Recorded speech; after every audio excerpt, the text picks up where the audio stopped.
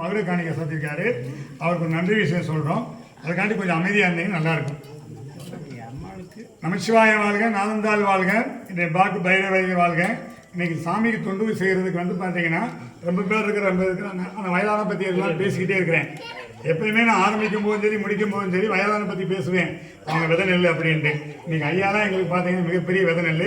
இந்த வாராய் கோயில் கட்டுறதுக்கு பார்த்தீங்கன்னா எங்களுக்கு ஒரு ஆலோசனை இந்த கோயில் நிலைநாட்டுறதுக்கு எங்களுக்கு செய்யறதுக்கு சின்ன சின்ன ஆலோசனை இல்லை, பெரிய ஆலோசனை இருந்து அம்பாள் போய் மனசில் போந்து ஐயா நீ இந்த மாதிரிலாம் பண்ணேன் அப்படின்னு சொல்லி எங்களை இந்த ஒரு வருஷம் வழி நடத்தி கொடுத்து ஐயா மட்டும். எப்பயுமே சொல்லுவோம் சாமி நேரில் பேசுமா, சிவன் நேரில் பேசுமா அப்படின்னு இல்லை, நேரில் பேசும். நம்ம ஆசைப்பட்டால் மனசு இருந்தால் மட்டும் இந்த மாதிரி ரூபத்தில் ஐயா நேரில் பேசுகிற மாதிரி, அந்த சிவனே நேரில் பேசுகிற மாதிரி.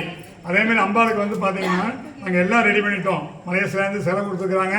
ஒருத்தர் பூமி தானம் பண்ணிருக்கா அப்படின்னா அதுக்கு மகளிர் சேர்க்கறதுல சொல்லுவாங்க, வைரக்கல் வைக்கணும் மகளிர் சாத்து அப்படின்னு.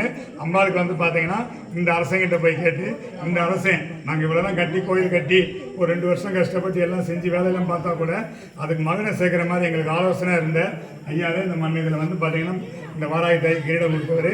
மேலும் மேலும் ஐயா வாழ்த்த வயதே இல்லை, ஐயாவை தொட்டாலும் எங்களுக்கு பெரிய பாக்கியம். அவங்களுடைய ஆசி வளம் கிடைக்கணும், எங்களுடைய ஆசி உங்களுக்கு எல்லாம் கிடைக்கணும். எல்லாரும் வேண்டிக்கிறோம். ஐயா பார்த்தீங்கன்னா ஆரோக்கியமானவங்க சிவபெருமாள்கிட்ட போகணும். நம்ம சொல்லுவோம் கிருவானந்த வாரியாரை பற்றி பேசிக்கிறேன். வாரியாரை பற்றி பேசணும்னா சொல்லுவேன். அவர் தான் சொல்லுவார் எனக்கு முருகப்பெருமாள் விமானம் அனுப்பிச்சு விடுவார் அப்படின்ட்டு. அதேமாதிரி விமானம் சிவபெருமான் ஒரு விமானம் அனுப்பிச்சு விடணும். அந்த விமானத்தால் தான் இவர் அமைதியாக போகணும். அப்படி ஒரு பாக்கியம் கிடைக்கணும். இந்த அம்மாள்கிட்ட எல்லாரும் வேண்டிக்கிறோம். நமச்சிவாய வாழ்க, நான் தான் வாழ்க.